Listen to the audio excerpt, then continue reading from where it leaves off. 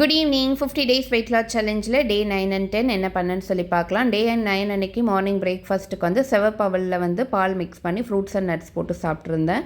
50 gram செவப்பவல் எடுத்திருக்கேன். அதுக்கு வந்து 75 ml வந்து காய்ச்சின பால் ஊற்றி அதில் மாதுளப்பழம், வாழைப்பழம், நட்ஸ் அண்ட் சீட்ஸ் வந்து போட்டிருக்கிறேன். உங்களுக்கு வேணும்னா அவளுக்கு பதில் வந்து ஓட்ஸ் கூட நீங்கள் ஆட் பண்ணிக்கலாம். நேற்று வந்து கடையில் வந்து சாப்பாடு வந்து மீந்துருச்சு. ஸோ அதனால் வந்துட்டு இன்றைக்கி ஆஃப்டர்நூனுக்கு வந்துட்டு பழைய சாதம் தான் வந்து சாப்பிட்ருந்தேன். அது கூட வந்து அவரைக்காய் பொரியல், 2 ஃபிஷ் ஃப்ரை, மீன் குழம்பு வச்சு வந்து சாப்பிட்ருந்தேன். பழைய சாதம் சாப்பிட்றதுனால உங்களோட இம்யூன் சிஸ்டம் வந்துட்டு நல்லா ஸ்ட்ரென்தன் ஆகும். கட் ஹெல்த்துக்கு ரொம்ப நல்லது. ரொம்ப நேரத்துக்கு பசி எடுக்காது, ஹைட்ரேட்டடாக வந்து வச்சுக்கும். ட்ரை பண்ணி பாருங்கள்.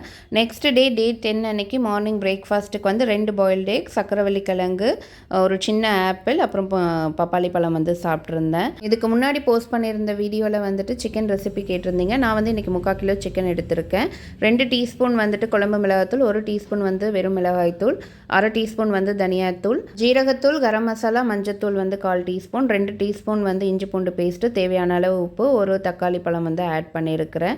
இந்த மசாலா எல்லாத்தையும் சிக்கனோட நல்லா வந்து மிக்ஸ் பண்ணிக்கோங்க. இப்போ கடாயை வந்துட்டு ஸ்டவ்வில் வச்சு இந்த சிக்கன் அதில் வந்து ஆட் பண்ணிக்கோங்க. நீங்கள் வந்து மேரினேட் பண்ணணுன்னு அவசியம் கிடையாது, உடனே பண்ணிடலாம். இப்போது ஒரு மூடி போட்டு மூடி 5 மினிட்ஸ் வந்துட்டு மீடியம் ஃப்ளேமில் வந்துட்டு வேக விடுங்க. நம்ம தண்ணியும் ஆட் பண்ணல, எண்ணெயும் ஆட் பண்ணல, ஆனால் அதில் வந்து தண்ணி வந்து ரிலீஸ் ஆகி அதிலே வெந்துடும். அகெயின் மூடி போட்டு மூடி 7 மினிட்ஸ் வந்து வேக விடுங்க. நடுவில் மிக்ஸ் பண்ணிக்கோங்க. நான் வந்து இன்றைக்கி ட்ரையாக தான் பண்ணுறேன். எனக்கு இந்த அளவுக்கு ட்ரை ஆன உடனே தேவையான அளவு பெப்பர் அண்டு கருவேப்பிலை போட்டு வந்து ஸ்டவ்வை வந்து ஆஃப் பண்ணிக்கிட்டேன். உங்களுக்கு இதுவே வந்து கிரேவியாக வேணும் அப்படின்னா இதுக்கு முன்னாடி ஸ்டேஜ்லேயே வந்துட்டு நீங்கள் வந்து ஸ்டவ் வந்து ஆஃப் பண்ணிக்கலாம். லஞ்சுக்கு வந்துட்டு சாதம், புடலங்காய் கூட்டு, அது கூட வந்துட்டு சிக்கன் வச்சு வந்து சாப்பிட்ருந்தேன். என்னுடைய சப்ஸ்கிரைபர் ஒருத்தவங்க வந்து ஒரு 3 to 4 மந்த்ஸ்க்கு முன்னாடி என்னை வந்து காண்டாக்ட் பண்ணியிருந்தாங்க. அந்த டைமில் அவங்க சொல்லியிருந்தாங்க, எனக்கு வந்துட்டு டயட் இருக்கிறது ரொம்ப கஷ்டமாக இருக்குது, ஆனால் வெயிட் கம்மி பண்ணணும், பிசிஓடி ப்ராப்ளம் இருக்குது, நிறைய டேப்லெட்லாம் வந்து போட்டிருந்தேன், ஆனால் எனக்கு இப்போ அது மேலே வந்துட்டு பெருசாக நம்பிக்கை இல்லை, டேப்லெட்லாம் ஸ்டாப் பண்ணிட்டேன் அப்படின்னு சொல்லியிருந்தாங்க. உங்கள் வீடியோஸ் வந்து பார்த்துருந்தேன், ரொம்ப மோட்டிவேட்டடாக இருக்குது, எனக்கு வந்துட்டு ஹெல்ப் பண்ண முடியுமா அப்படின்னு சொல்லி கேட்டிருந்தாங்க. நான் அவங்ககிட்ட சொன்னது என்ன அப்படின்னா, நான் டயட்ரிஷியன் கிடையாது அண்டு ஃபிட்னஸ் கோச்சும் கிடையாது, நான் என்ன எப்படி ஹெல்ப் பண்ணுறது அப்படின்னு தான் சொல்லி கேட்டிருந்தேன்.